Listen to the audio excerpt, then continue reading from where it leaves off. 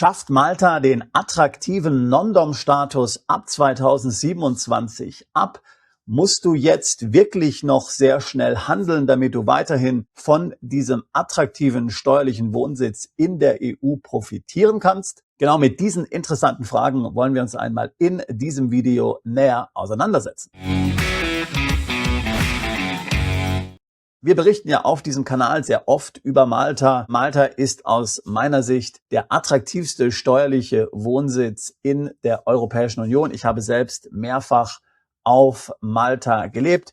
Wir sind in Malta seit 2011 aktiv. Du hast vielleicht schon Videos hier meiner Schwägerin Sabrina gesehen, die sich in Malta dort um unsere Mandanten kümmert. Wir helfen vielen Mandanten, nach Malta umzuziehen, dort Firmen zu gründen und von den vielen steuerlichen Vorteilen Maltas zu profitieren. Zum Beispiel gibt es in Malta den mit Abstand niedrigsten effektiven Körperschaftssteuersatz in der Europäischen Union. Es sind ganze 5%. Wenn du also ein international erfolgreiches Unternehmen aufbauen möchtest, dann ist Malta sicherlich ein guter Standort dafür. Du bist in der EU, wenn das für dich wichtig ist. Du zahlst 5% Steuern und der Rest kann dann steuerfrei an dich im Ausland ausgeschüttet werden über eben eine ausländische Holding. Aber in diesem Video soll es um etwas anderes gehen. Da geht es nämlich nicht um die Besteuerung einer Gesellschaft in Malta, sondern um die persönliche Steuerpflicht, wenn du also persönlich nach Malta umziehst und welche Steuern du dann bezahlen musst. Dort wird es nämlich ab 2027 gewisse Veränderungen in Malta geben.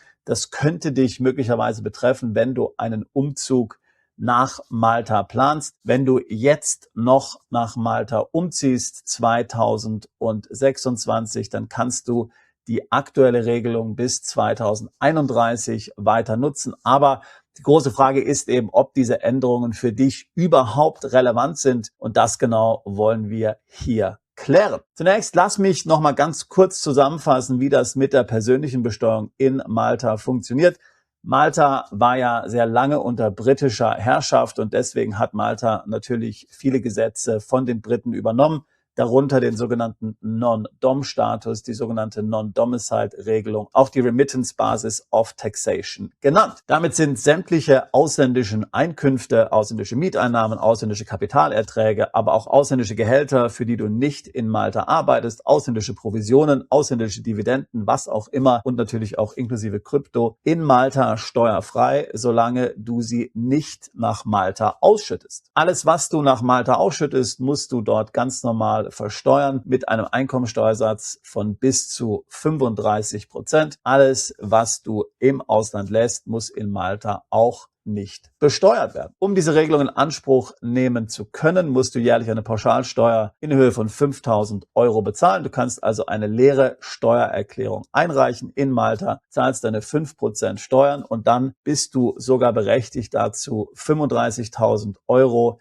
deines Auslandseinkommens nach Malta zu überweisen, ohne dann mehr Steuern zahlen zu müssen. Viele können dann davon zum Beispiel ihre Miete in Malta und weitere Lebenshaltungskosten bezahlen. Wer jetzt in Malta ein Unternehmen gründet, der lässt sich normalerweise dann anstellen bei diesem Unternehmen. Der bezieht dann ein Gehalt in Malta, vielleicht 3.000, 4.000 Euro im Monat. Darauf zahlt er dann ganz normal Steuern in Malta. Wie gesagt, der Spitzensteuersatz sind 35%. Aber ich sage mal, bei 3.000, 4.000 Euro im Monat wirst du so ungefähr mit 20% Steuern dann insgesamt rechnen müssen.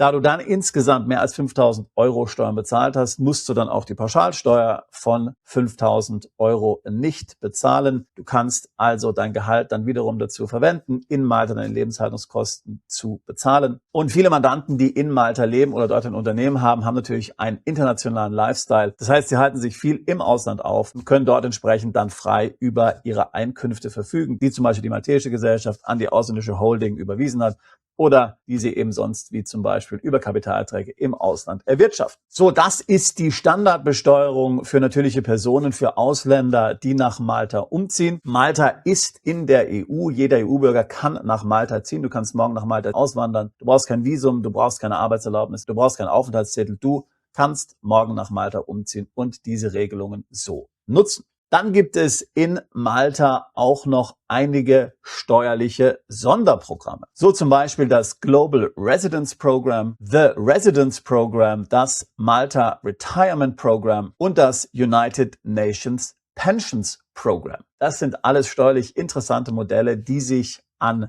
Leistungsträger richten, die nach Malta umziehen, aber ganz wichtig zu verstehen, wenn du nach Malta umziehst, musst du diese Programme nicht verwenden. Wie gesagt, du kannst die Standardbesteuerung mit 5.000 € Pauschalsteuer im Jahr verwenden und musst nicht solche Sonderprogramme wählen, wie die ich jetzt gerade eben genannt habe. Diese Sonderprogramme, die ich genannt habe, haben vor allen Dingen den Vorteil, dass du dann Einkünfte, die du nach Malta ausschüttest, in Malta nur mit 15% besteuern musst, also eben nicht mit bis zu 35%, wie ich es vorhin genannt habe. Wenn du also in Malta lebst und du willst dort ein schönes Leben führen und du sagst dir nun gut, ich habe Lebenshaltungskosten in Höhe von 200.000 € im Jahr, dann kannst du dir von deinen ausländischen Kapitalerträgen, die normalerweise steuerfrei wären in Malta, eben diese 200.000 nach Malta überweisen. Dann zahlst du darauf dann deine 15% Steuern und eben nicht bis zu 35% Steuern, die du sonst bezahlen müsstest. Das Ganze ist an verschiedene Bedingungen geknüpft. So gilt ein Mindeststeuerbetrag pro Jahr von 15.000 € bzw. 20.000 €. Es gibt zum Teil Vorschriften dann, wie teuer die Immobilie sein muss, die du mietest oder die du kaufst. Aber jetzt kommt der ganz große Knackpunkt. Andere Vorteile haben diese Programme nicht und deswegen haben wir eigentlich nur sehr wenig Mandanten. Ich möchte fast sagen, wir haben eigentlich fast keinen Mandanten, der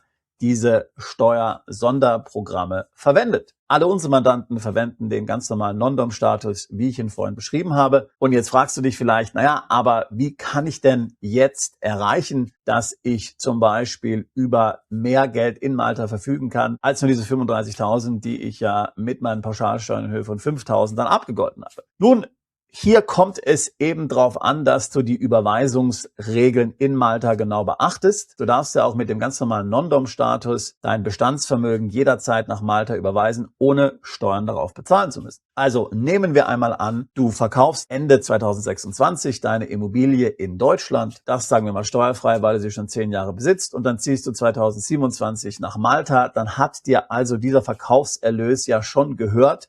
Du hast ihn schon im Bestandsvermögen gehabt, bevor du nach Malta umgezogen bist. Das heißt, diese Mittel aus dem Hausverkauf kannst du jederzeit nach Malta überweisen, auch nach deinem Umzug, ohne dann in Malta darauf Steuern zahlen zu müssen. Das fällt also nicht unter die Überweisungsregeln, denn wie gesagt, davon sind ja nur Einkünfte betroffen und kein Bestandsvermögen. Das ist also ein ganz konkreter Weg, dann auch in Malta über mehr Mittel verfügen zu können, als nur diese 35.000 €. Und was sich nun ändert 2027 ist eben, dass diese Programme verschärft werden. Ganz wichtig aber, es ändert sich nichts am Non-Dom-Status an sich, es ändert sich nichts an den 5.000 € Pauschalsteuern. Alles, was sich ändert, betrifft diese steuerlichen Sonderprogramme, die ich genannt habe. Das heißt, nur wenn du diese gerne nutzen willst und vielleicht hast du einen speziellen Grund dafür, dann ist das für dich genau ein Thema. Ansonsten kannst du diese News im Grunde genommen ignorieren. Du kannst weiterhin nach Malta umziehen. Es gibt bisher keine Anzeichen dafür, dass die Regierung plant, auch den Non-Dom-Status an sich zu ändern oder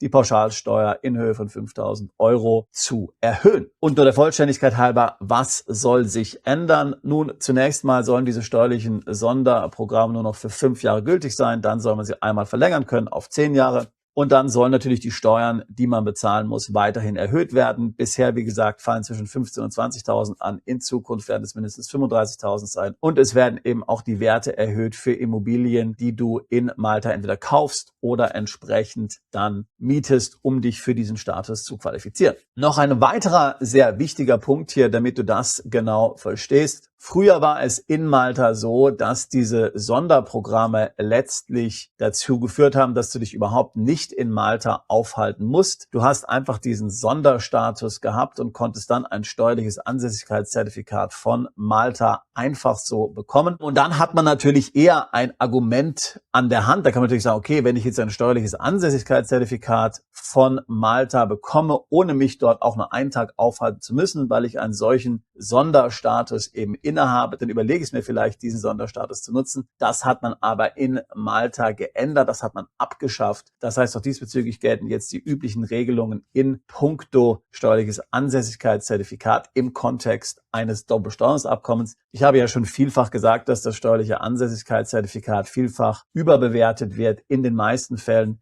fragt ein Staat, insbesondere Deutschland, eigentlich nicht danach. Aber es gibt natürlich Fälle, wenn du dann spezielle Vorteile des Doppelbesteuerungsabkommens nutzen möchtest, zum Beispiel um Quellensteuern, die in Deutschland bezahlt wurden, zurückzuholen, dann musst du in der Regel ein solches Ansässigkeitszertifikat nachweisen. Andere Länder sind da strenger. Also das heißt, wenn du ein solches steuerliches Ansässigkeitszertifikat in Malta brauchst, dann musst du natürlich auch Präsenz in Malta nachweisen. Es gibt in Malta eine 183-Tage-Regelung. Das heißt, wenn du mindestens 183 Tage dich in Malta aufhältst, dann bekommst du das steuerliche Ansässigkeitszertifikat wie in den meisten Ländern ganz einfach. Wenn du dich nicht 183 Tage in Malta aufhältst, dann hängt es im Wesentlichen von der Substanz ab, die du in Malta hast, wenn du dort eine echte Wohnung hast. Wenn du zeigen kannst, dass du einen Job hast, wo du verdienst, dann wirst du in den meisten Fällen auch dann ein steuerliches Ansässigkeitszertifikat bekommen.